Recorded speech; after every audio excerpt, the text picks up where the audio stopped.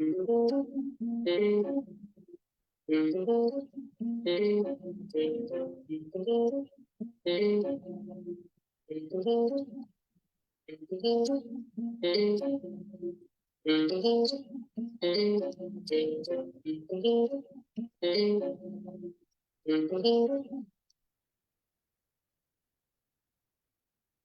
this is Andy of Andy's Personal Development. And guys, we are currently live in the breakout room.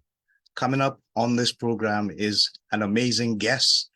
And I'd like to introduce also my guest co-host. But before I do so, let me just say that the information I'm about to share is on Stephen K. Hayes, world-renowned expert on ninjutsu and pioneering teacher of Japanese martial arts, inducted into the Black Belt Hall of Fame and Martial Arts Hall of Honors, author of 22 books on translating Eastern wisdom into everyday life. And for the purpose of references, this episode will be entitled Achieving Self-Actualization Through the Ninja Way, courtesy of our guest, Stephen K. Hayes. Welcome, Stephen K. Hayes. You can unmute your mic and come on video at this time. There we go. Greetings, Andy. Thank you. Thank you. Thank you for joining us, and thank you for being in the breakout room with us at this time. Our co-host is a local and Caribbean renowned martial artist, instructor, and also one of the individuals that is involved in the security and safety industry. Dr. Albert Charles will be our guest co-host this afternoon. Dr. Albert Charles, where are you? Right here. Wonderful. Wonderful, wonderful. Okay, so our focus is gonna be on Stephen's story at this time. And I will not go back into his history much unless he chooses to go there. Because there are times when I begin my program, I would ask folks about how much they could remember from their childhood or boyhood days in this instance. I'm gonna do things with a little bit of a different twist. And I'm gonna start from the very top. When we hear about martial artist icon or legends, we think about Bruce Lee, Bruce Lee, Wang Yu, Chen Xing, etc. And then later on, we are familiar with names like Billy Blanks, Chuck Norris, Jim Kelly, etc. But there's something really different about Stephen K. Hayes that stands out from the rest. And we'd like to put him on the spot immediately and ask him, sir, what's the difference about you that stands out that makes your contribution to the martial arts industry so legendary? There's something unique about you, Stephen K. Hayes. Share it with us, please. Wow. I have never been asked that question in all my interviews. So I salute you. Wow, I really have to think. I really have to think. I believe maybe one of the differences, and I started with this 40 some years ago when I came from Japan to America and wrote my books and began teaching. The one thing that I really emphasize is we have the physical martial art techniques. This can be taught as like a competition, one man versus another man, who's the stronger, who can take the most punishment, who's most determined. On the other hand, you can study martial arts as a protector, not a competitor, not a predator, but a protector. Everybody in the place is a little safer because we're there. We study human nature, what makes a person go to conflict and confrontation. Why would a person want to do that? Wouldn't we want to have more friends? Why would we want to have a better lifestyle, more fun, more enjoyment, more love? There's something that's blocking that person. And I think it's when they were very small, they had maybe a traumatic upbringing. They experienced things that taught them you have to be strong or you'll be consumed. And now they're an adult and they trigger back to that. So we're out having a good day. We're with our family. It's a beautiful day. We're having a wonderful time, and run into one of these conflict-oriented people. Maybe they're frustrated and jealous. Oh, you're so intelligent. You're so beautiful. You're so wealthy. You're so happy. I want you to suffer like I'm suffering. And that desire to confront and conflict. So our martial art deals with that kind of situation. These were intelligence gatherers in ancient Japan. They were not like battlefield fighters. They were intelligence gatherers. So maybe like modern CIA, something like that. And so they were taught, if they were captured, how to escape and get out of there, as opposed to stay around and win a fight. Okay. And so our techniques, interestingly enough, in America, really fit 2023. There's some crazy stuff happening with judges and prosecutors. The defender can be punished more than the criminal. Wow. I think it's crazy. Yeah. But it's what is, and it was what was back in 1500s Japan. So I think this little bit long. Yeah, go ahead. Go ahead. A little bit long explanation, but I think this is what makes my martial art and my message different. We're looking at the human spirit and relating that into conflict or confrontation. How might I position myself to where there's no fight needed, as opposed to somebody's looking for a fight? Oh yeah, bring it on, bring it on. Kind of an attitude. And so I think that's my differentiating qualification. Yeah. Thank you for sharing. Yeah, may I ask a question that sort of adds to that, Andy? Yeah, sure, go ahead. Shidoshi, is it okay if I call you Shidoshi? Well, my actual title now is Anshu. Anshu. Yeah. Anshu. And in Roman letters, that would be ANSHU? That's right. Yeah. An is a retreat. It's a kind of funny title. People think it means great ninja or powerful warrior, but An is like a little retreat hut where a warrior or spiritual person would go to just kind of back off and relax and regenerate and then come back out into society. And Shu is like the person who runs this. So I'm kind of like the keeper of the retreat hut. Wow. Is my title. Right. Oh, okay. Right. So it's like the title refers to sort of like a reintegration or re-energizing of ancient truths, if you will. Yeah, very much. And I only said that to ask this question because you mentioned the concept of the protector and building the human spirit through what you now do. So in building the human spirit, and as you mentioned, what you see happening, is it that what would you then say is the key component to that building of the human spirit in terms of gathering intelligence or building information in the modern era? Well, I think we can like go way, way back to what I call the bottom line problem. And that is that some people, maybe there's like a hole in their heart. And maybe they were harshly treated when they were young, or now they've grown up, but the hole is still there. So they are very fierce with their fighting skills, but they don't realize they're coming from a place of fear. I'm so afraid of being afraid that I project this very tough guy attitude. And so when you put someone like that in charge of, to answer your question, in charge of gathering intelligence, they're going to be looking for the trouble. Looking for the trouble.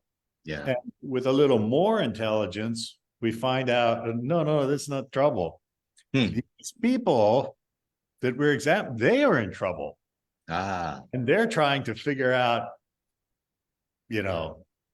maybe what we're doing.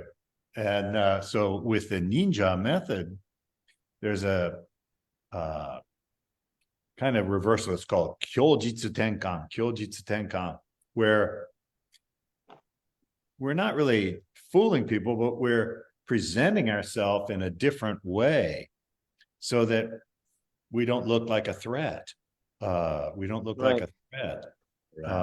But the person doing that intelligence gathering, if they have a very angry orientation or confrontational orientation, they are going to naturally go to find maybe a problem that doesn't really exist.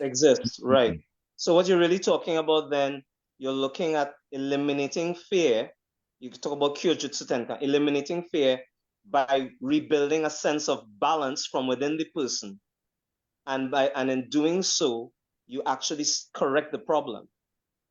I think that is beautifully put.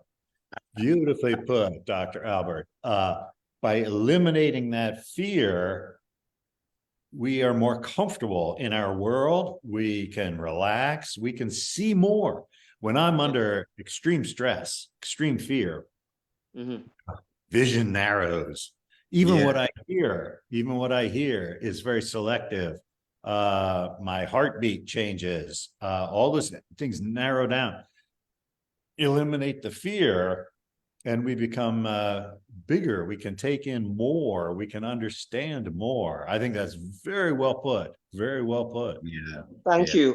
I had some good teachers, and I'm just adding you to the list, so because really it is an honor. I have to say, this is the first time, and it's interesting we're using the technology, but I think this will be the first time. I know you've been into the Caribbean, but in terms of communicating with people that are physically in Trinidad, I consider this personally an honor. And it's interesting, what you mentioned, you're really going back to in basic training, which is taught in taijutsu and jujutsu, where, as you control your heart rate, you control your pulse, you're really getting into yourself. And as you get to that, going into self and get to that base, in Zen, they talk about samadhi, and that zazen, that state where your mind and body with the breathing in balance. And as that balance, as you hit that point of balance, there's that a sense of awareness that, hey, I am me, but I'm also connected to something else. And recognizing that connection within self, that you are also connected to something outside, other people, the divine, whatever. As you recognize, wait, I'm part of something that's bigger than me. The conflicts that you had actually start to go away. I don't know if I said that all right. If I'm making sense. Yeah. And I think we are all, self-oriented. And the more angry we are, or the more scared we are, or the more uneducated we are, we relate to ourselves. And outside is everybody else. It's like one thing, everybody else. Then there's me, and there's everything. I don't know. Correct. When we're about 2 years old, we start to discover, the world isn't about me. It's really about out there. Conditions that exist out there, if I can see it a little more clearly, this is why this person is afraid of me and therefore is acting hostile toward me. This is why this person is jealous of me and so is ignoring me and talking about their own accomplishment. This is why this person is so busy They don't see me. I start to understand more that it's not personal. Correct. Any opposition is not personal. Somebody doesn't hate Stephen Hayes. He hates a condition that I represent for him. Wow. I'm, Wow. Wow. you know, I want to look at self-actualization, because I think it's a really powerful place for one to be, recognizing not only the true value of yourself, but the true meaning of your existence. Why am I here? What is the purpose for me being here? And am I fulfilling that purpose? And when I look at the ninja way from my basic level of understanding, it appears as though it gives you the ability to be in contact with that individual part of yourself that totally recognizes their purpose. And at the same time, connect with all the outer forces, the ecosystems that shape and bring you to a place where your lens are now focused on so much more than the ordinary person can see. How important is this with regards to one's personal life, your marriage, your career, and any other things socially that you would engage in on a regular basis? And I know it's philosophical, but it's also holistic. But from your perspective, that level of self-actualization, how important is that ninja mindset and attitude to be in sync with one's personal life in all those areas as well? well, my teacher once said, so I was talking to him about some other people, and they were just like on the surface of this ninja art. And I was very young. I was very young and little annoyed, no, you should go deeper. And these people are staying here. And my teacher said, oh, some people have like a sake cup, little sake cup. And once it's filled, they're happy. Some people have like a soup bowl. Oh, no, it's going to take more. They're going to go deeper and wider. And now they're happy. And some people have a huge cauldron. It's going to take years of study and depth, and they're going to go deeper. And some people, I say sometimes, I am going to run out of lifetime before I run out of questions. Well said. Yes. I love that. Yeah. So different people will approach it at different depths. Yeah. For me, as a tiny child, I discovered martial arts in the early 1950s through television shows. There were no teachers anywhere I was, but I was like riveted, could see the potential in this. And my parents didn't know what to do. This crazy kid is obsessed with Asian martial arts, and we don't know. I finally got a teacher, and then finally went to Japan. And so I was very motivated.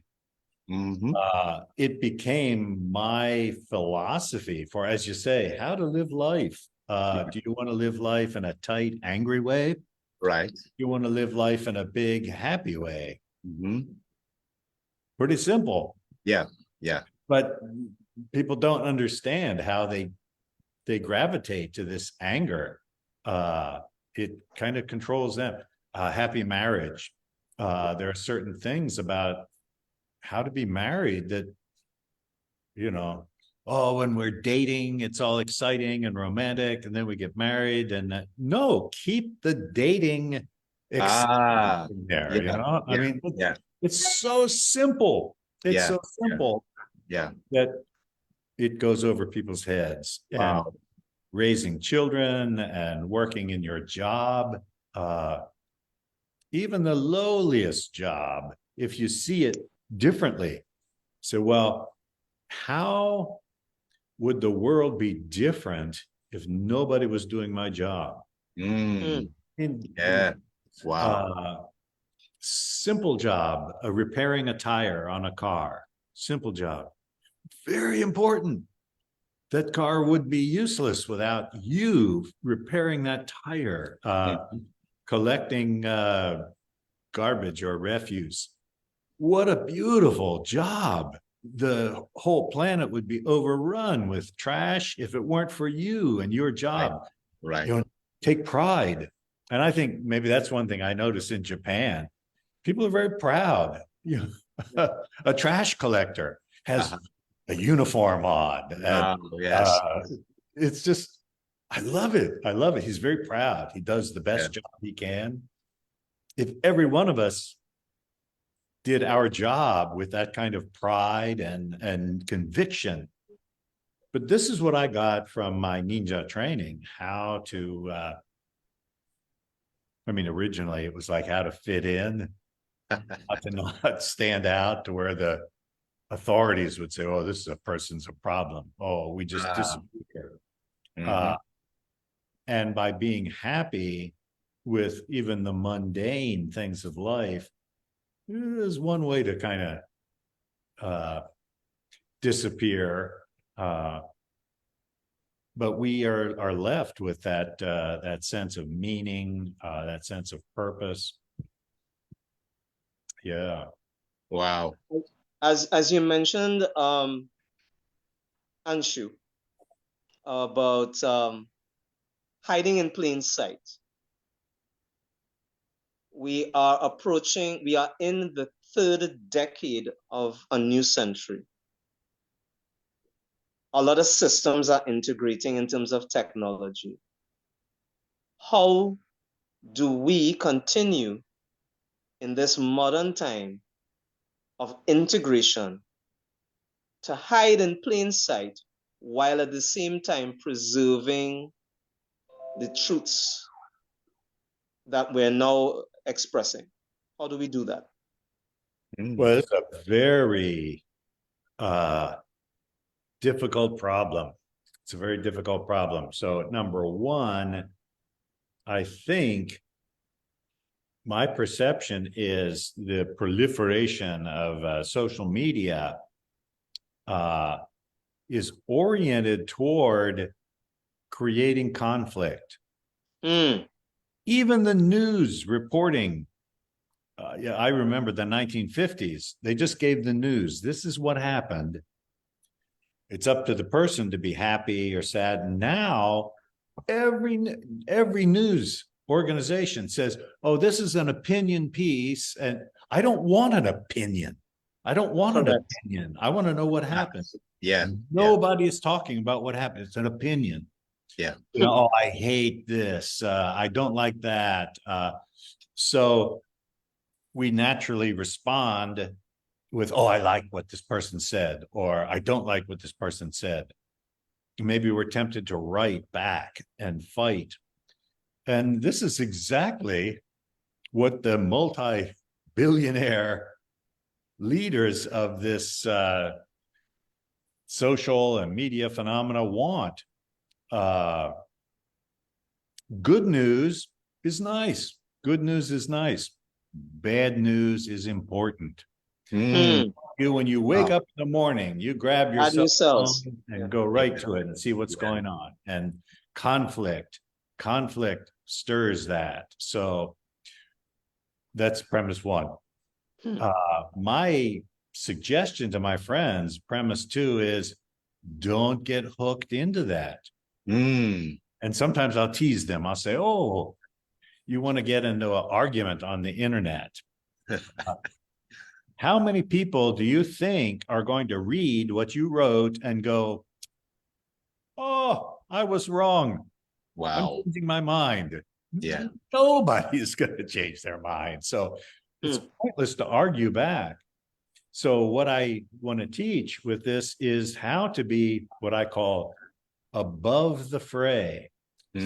Arguing, fighting. How can we be higher than this, looking down and saying, so silly, silly. These are all symbols.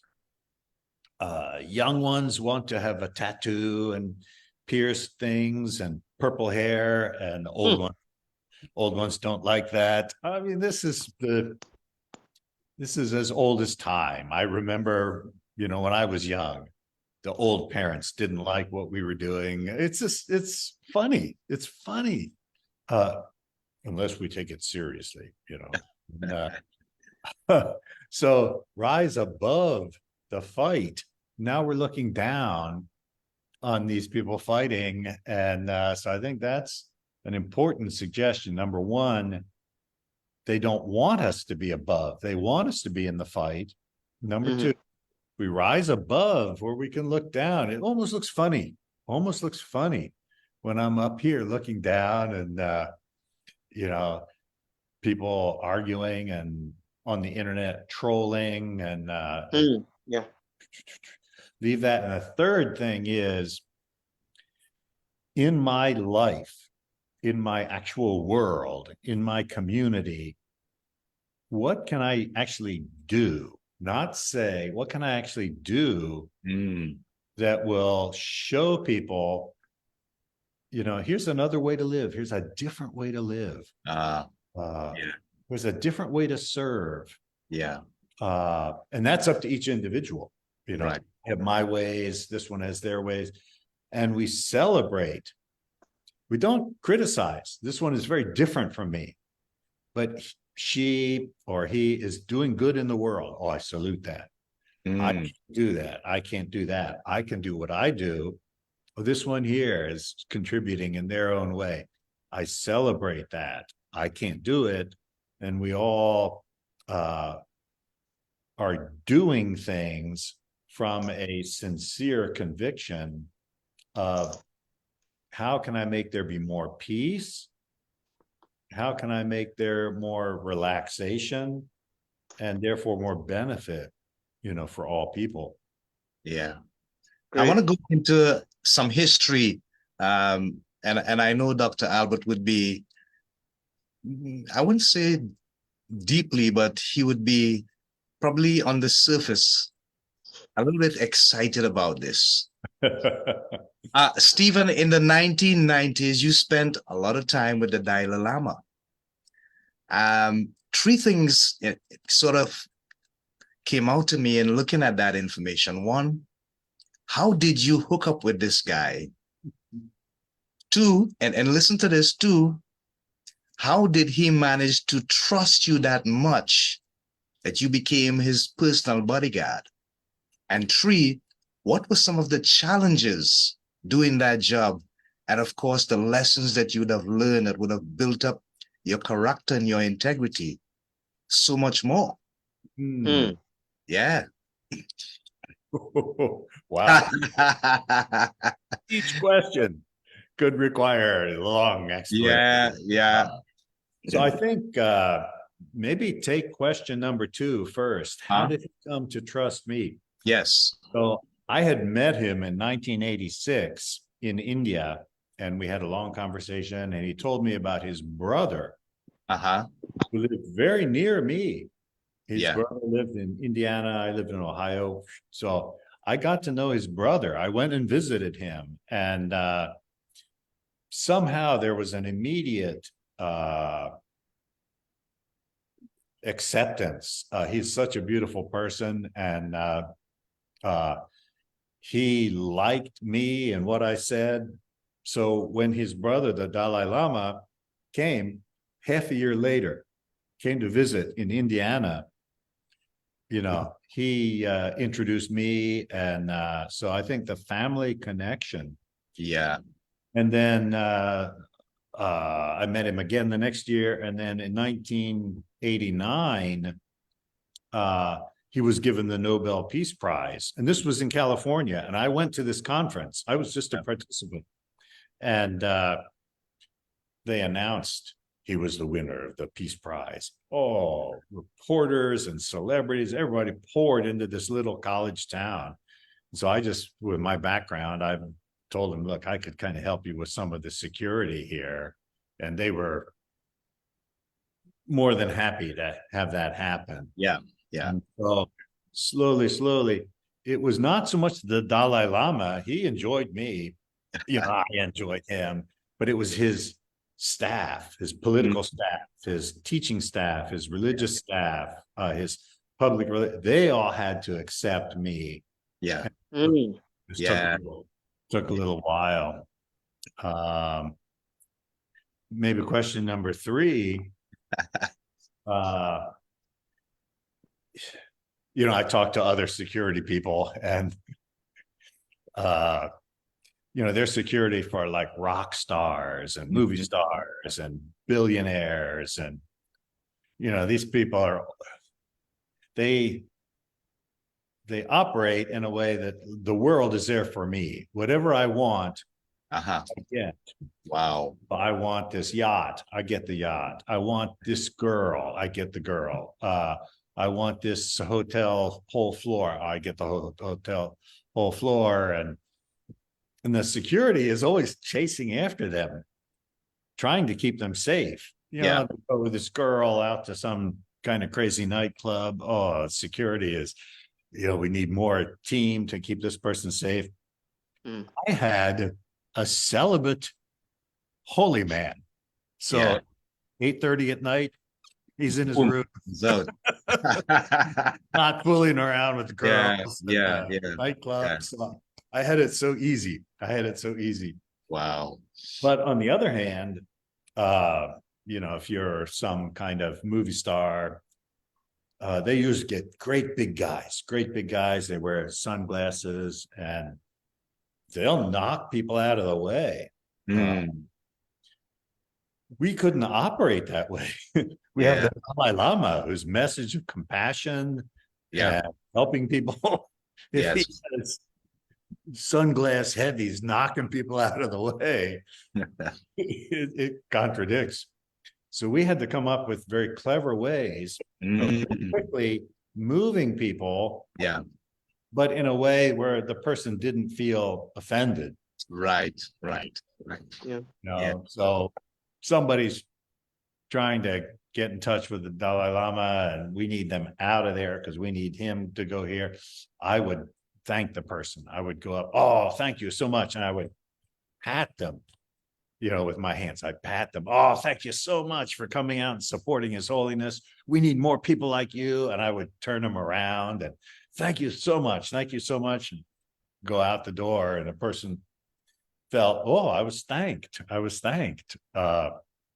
You know, so that would be one way that we would get rid of crazy people or persons who didn't belong there. I could talk for hours on this.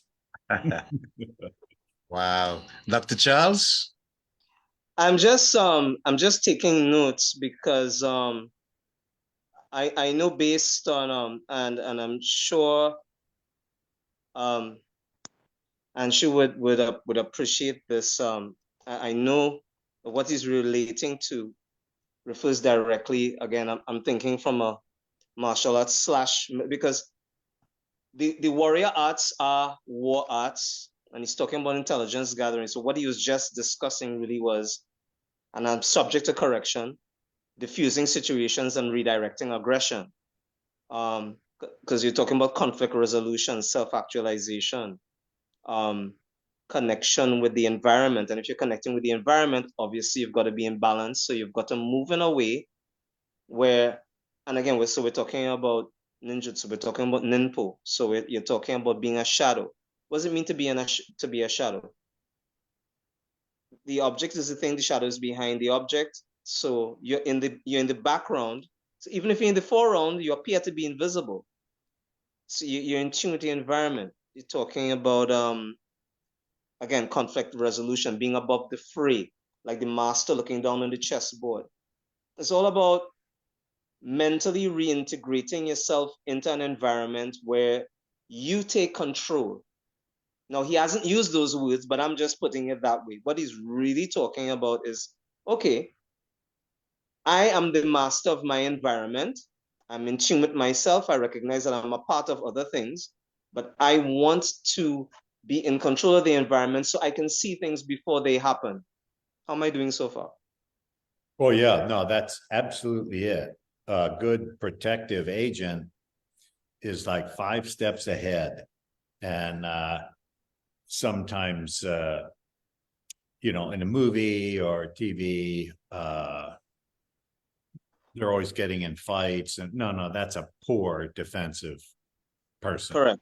Always Yeah. like 5 steps ahead. We know where we're going. We know he's going to go down this hall, going to use this elevator. We get somebody who holds the elevator. Right. Simple. We know when to bring the car around, and not too soon because everybody gathers, but certainly not too late. Just right. We're in touch. And, you know, that was something that in the 90s I found very gratifying because in the 80s, you know, this 40 years ago, oh gosh, all the martial art magazines were talking about Stephen Hayes, and these books sold like crazy, and it would have been so easy for me to believe, you know, the ego take over. And so by me putting myself in service to the Dalai Lama, zero ego. Yeah. He's the important one. And if I miss lunch, we miss lunch. If I have to stay up at night setting the radios, we'll stay up at night. It was very good balance for me, you know, to keep from going on some ego inflated thing. And I think that was a large part of my career, you know, that balance of, as you say, being in the shadow, just behind. And every now and then it would backfire. You know, we'd be out in the crowd. Here's a Dalai Lama. And people come up. Oh, are you Stephen Hayes? Can I get your autograph? I'm going.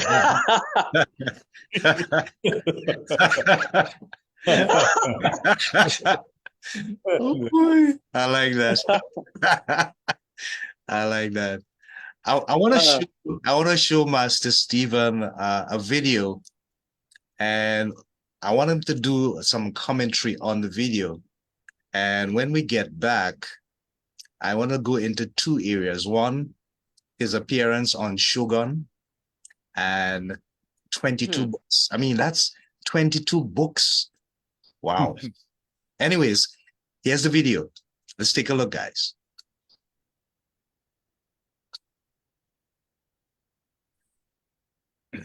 This exercise, even though it's a stylized drill, is based on what really happens in life.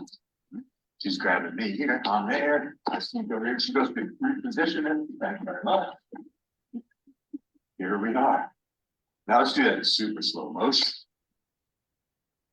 I left this. Oh, as she pulls it back, I'm following it. That's what gives me that opportunity to interact with this, no matter where it wants to go. Smack down on her elbow and help her end this, because gravity is calling out to her. I'm just in position. Okay. Yeah, well, I think this is maybe very characteristic of the ninja martial art, as opposed to, you know, karate, jujitsu, something like that. I'm not criticizing other martial arts. There's a place in society for every martial art. MMA, tough guy, trash talking, you know, there's a place for that. Aikido, where I just go with the flow, and there's a place for that. I'm not doing those things, but there's a place for that. So you can see in this video, I'm not stopping her. She's coming in to grab. I don't stop her and reposition her arm. I just allow my body to move. So her grab is completed, but she didn't get what she was going for. Immediately, that person is going to change their mind and come after me. Oh, So I allow her to do that, and I know what she's going to do. She's not going to pull her hand back. She's going to come back this way. Oh, I'm ready. Again, I move my body. I allow her to do exactly what she wanted to do, but now I'm able to capture this. Maybe as opposed to someone coming in and me knocking this out of the way and hitting back harder than they can hit. It would be a different kind of thing. Or somebody grabs a hold and I move their shoulders and step behind and throw them. That's a very different approach. So the person experienced that in those few seconds, very frustrated. I was going, and oh, he's over here. Well, now he's over here. Well, my arm is all locked up. I'm going to resist that. And when they resist, they throw themselves off balance. So that was a good clip. That was a good clip. Yeah. So you're basically, again, going back to what you said about Kyojutsu Tenkan, you, again, going back to what you said, you made yourself comfortable, you redirected the force, you let the person complete the movement, but by that time, you're at a different point, and we're just using a little physics terms. You're in a different point in time and space. They're using time to cross distance, but by the time they get to that point, you're somewhere else. So again, you're standing above. So it's like, oh, that's where you were going? All right, so I'm going to redirect. I'm going to control you. So, yeah. Wow, I love it. I love it. I love it. I love it. This is powerful. So, Master Stephen, tell us about Shogun. How was that experience like for you? Movie star and all. Yeah, it was back when I was in my 20s. And, yeah, I actually did movie and TV work in Japan because I had a different face. I was in and so I had an agent. And I heard about this Shogun. And so I called my agent and I said, why didn't you get me a job with Shogun? And he says, oh, it's like below your pay scale. Whoa. And I said, I don't care. I'll, whatever they're going to pay, I would like to be in that. And he said, oh, okay. So I got there, and actually it was not beneath my pay scale. They were very generous, and I worked with them for a month and a half. I'm on screen for a few seconds, but a month and a half. And I was Richard Chamberlain's crewman. So, and then I was also the stunt double for John Rhys Davies, who played the Portuguese navigator. And, it was really great. So like the makeup room, there were 3 chairs. There was Richard Chamberlain, John Rhys Davies, and me. And they would try to make me look like John. And I just remember, and we filmed almost totally at night filming. And, it was a little maybe some safety aspects were a little different in Japan. So I'm supposed to fall off of this ship and fall into what looks like the sea, but it's really a pool. And they said, oh, by the way, you have to fall like close to the ship, because if you fall a little further out, it's very shallow and there's a concrete wall underwater. Wow. So, and the other funny one was, so there's a scene where the Rodriguez Portuguese navigator falls overboard in a rainstorm, and Richard Chamberlain as Blackthorn jumps in the water and saves his life. So they had me, because John's he's a very big man, and there's this very Shakespearean voice. And, so I put a water ski life vest on me, and then put the clothes on, so I would look bigger. And I'm running down the ship yelling, and I'm trying to imitate John's voice and yelling. And I didn't know they're going to dub it later, but I didn't know that. And so we get there, and I fall over, and Richard Chamberlain jumps in, and but I have a life vest on. So I keep popping up out of the water. I'm up here like this, and Richard Chamberlain has this padded clothing, and it gets waterlogged, and he's going under. He's going under. So I'm up here. I'm grabbing him, pulling him up. So, a couple seconds on screen, but it took us forever to film this. Yeah. Yeah. Wow. So anyway, many stories. Now I hear they've redone Shogun. They have really? Yeah, I didn't know that. version. And Hiroyuki Sanada is playing the lead role, and the Englishman, I've never heard of him. I don't know. So we'll see what they do. Redoing Shogun. So people ask, "Oh, are you in the redo?" No, I'm not in the redo. But I thought that adaptation to Shogun was really good. Because I've been a fan of both those actors that you mentioned. Because John Rhys Davies is also in the Lord of the Rings films. Yes. Yes. So well, I'm actually also I'm a member of the Trinidad and Tobago Drama Association, so I'm involved in other things too. So, something else we have in common, I suppose. So, Richard Chamberlain he was something. He was a class act. I think that for that time, that portrayal on screen was really quite. I am surprised that they're doing a remake. But say what? Sanada is a very good actor. He was in Last Samurai with Tom Cruise.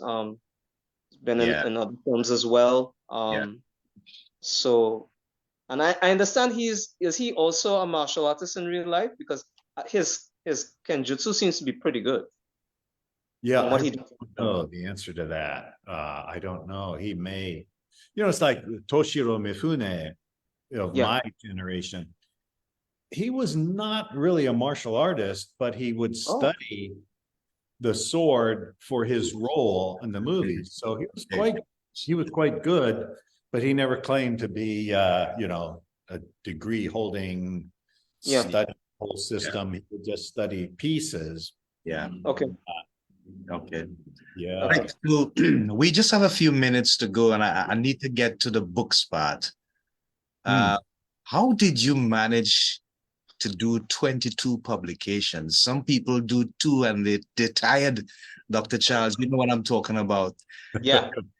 And they need the inspiration and they can't find it. I mean, you have to do the research, the editing, the publication. It's a lot of work. It's a lot of work.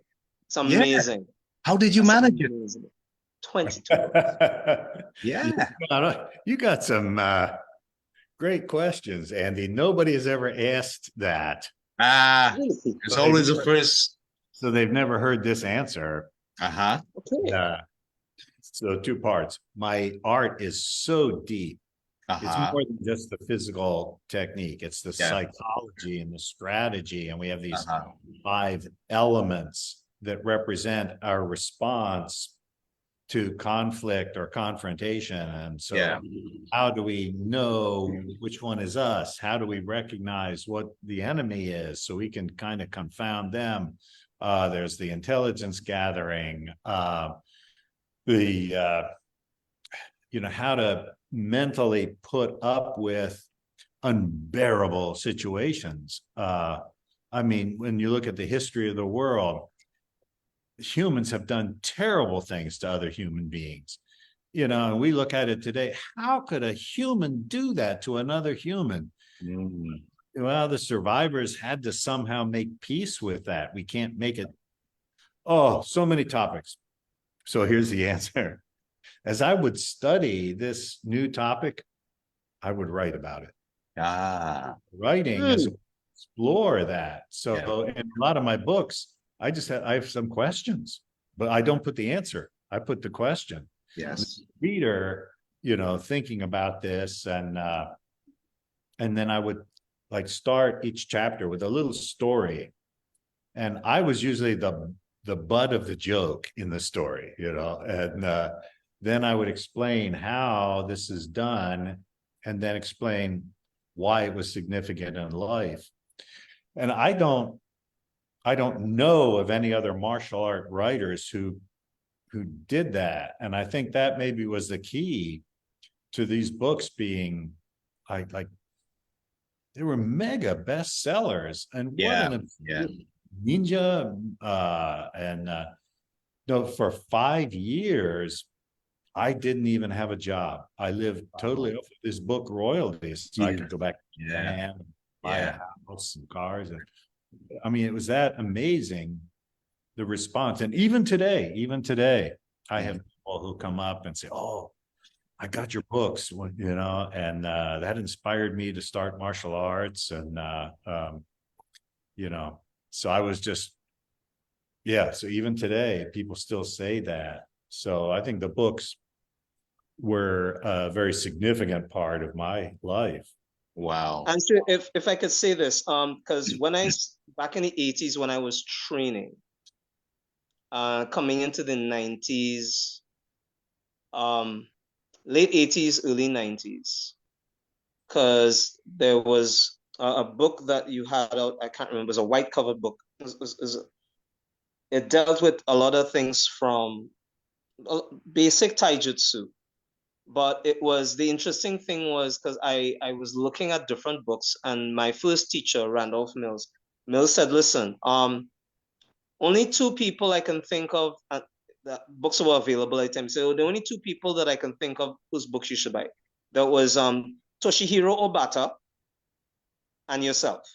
And he said, listen, you want to get a book by his or buy something by Obata. Those are the only 2. And up to when he passed away in 2009, because as I said, his teacher knew Grandmaster Masaki Hatsumi, and so he knew of you, and he said, listen, one of the few people respected that was not Japanese anywhere was your good self. And I think that's testimony to, and as you said, and it's something I was encouraged to do, funny enough. And because I used to write a lot, I got that from my mom, who was a teacher. Something you mentioned, I think, was very key in that as you were learning, you were writing, you were taking notes, and you were having conversations with Grandmaster Hatsumi that other people probably weren't having because you had that curious mind that you mentioned from when you were young.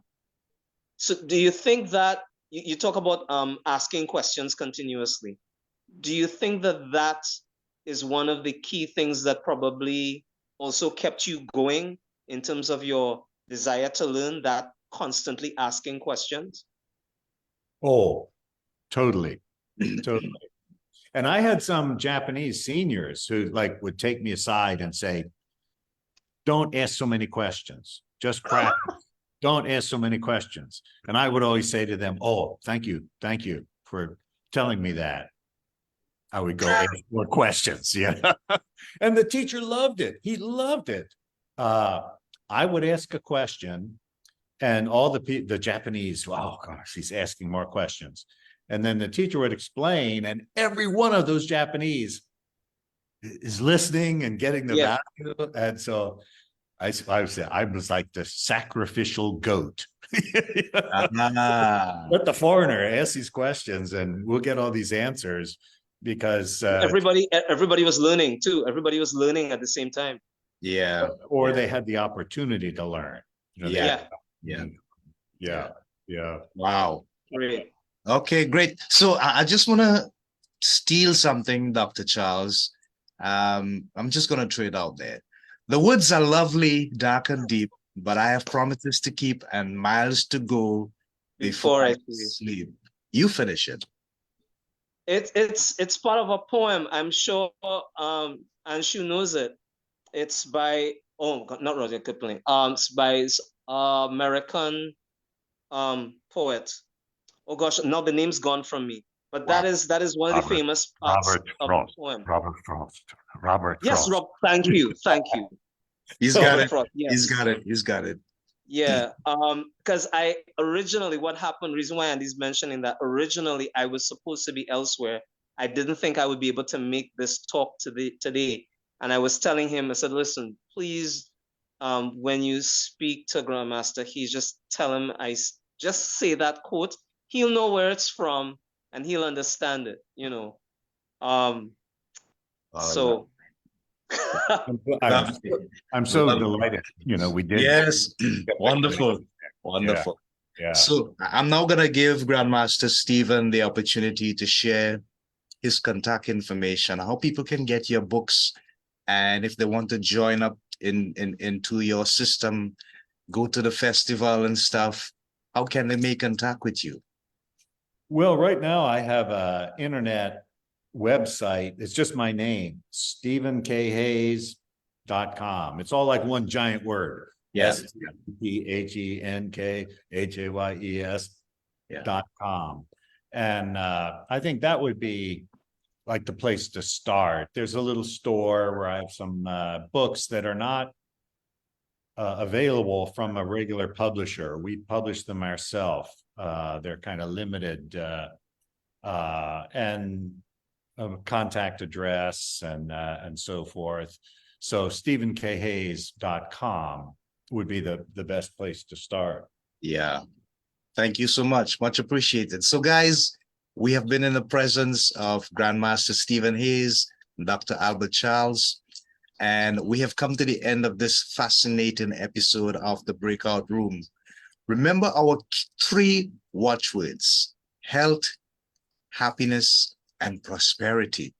And we have touched on all 3 today. That's the message, that's the value, that's the content that we give to you, our supporters, and those of our tribe, as we seek to continue to build a community that is there for everyone, irregardless of color, creed, race, social position, or standing. It does not matter. We are all equal because we were all created equal. Until next time, this is Andy on behalf of Grandmaster Stephen Hayes and Dr. Albert Charles saying so long, Godspeed, God bless, Shalom, Namaste. Shalom. Bye for now, folks. Bye-bye. Stick around, guys. I'm just going to play this outro.